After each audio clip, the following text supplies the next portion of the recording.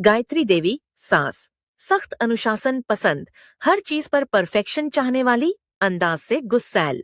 नेहा, गायत्री की बहू है, पढ़ी लिखी लेकिन घरेलू कामों में नासमझ, दिल की साफ लेकिन गलती पर झिझकती नहीं। राहुल, गायत्री का बेटा है जो ऑफिस में व्यस्त लेकिन घर की टेंशन से परेशान रहता है। सुबह की हलचल शुरू हो जाती है। सास पूजा कर रही है, बहू तो अभी नींद में ही है। गायत्री देवी तेज आवाज में कहती हैं। नेहा, 8 बज गए, अभी तक चाय नहीं बनी। नेहा कहती है, माँ जी, मैंने सोचा आज नाश्ता मैं बनाऊंगी, कुछ नया ट्राई करती हूँ। पहले पुराना तो ठीक से बना ले, फिर नया ट्राई कर लेना। नेहा मुस्कुराते हुए रसोई में जाती है, यूट्यूब खोलती है। 5 मिनट में परफेक्ट नाश्ता। नेहा को लगता था कि यूट्यूब पर सब आसान है, लेकिन असल जिंदगी में हर चीज 5 मिनट में नहीं होती। किचन में धुआं उठता है, टोस्ट जल चुका है, गैस बंद करने की कोशिश में आटा उड़ जाता है। फिर रसोई में नेहा दूध उबालती है, दूध गिर जाता है। शगुन के दिन ही रसोई में बाढ़ ला दी तूने। माँ जी, मैं इसे साफ कर देती हूँ। थाली गिरती है और सारी सब्जी फर्श पर होती है, टेंशन बढ़ती है। राहुल ऑफिस से लौटता है, उसकी माँ और पत्नी दोनों शिकायतें करने लगती है।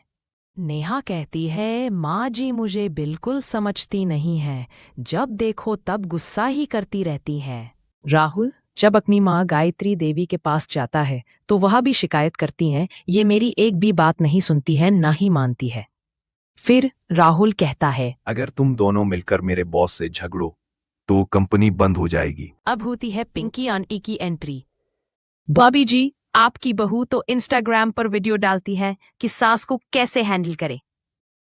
गायत्री देवी बोली, क्या अब तो ये सोशल मीडिया पर भी मेरा नाम बदनाम करेगी? गायत्री देवी नेहा को बहुत सुनाती है और नेहा रोने लगती है।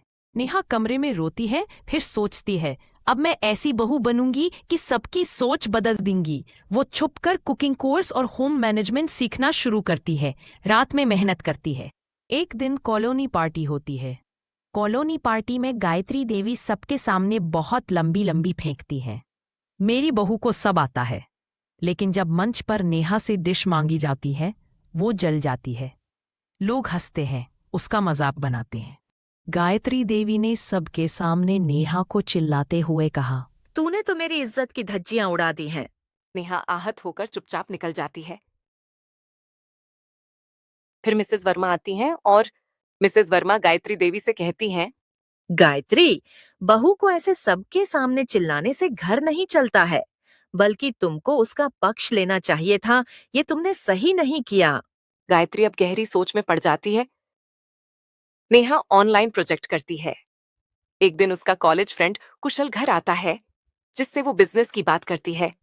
इतने में पिंकी वहां आ जाती है और चोरी से कुशल और नेहा को देखती है।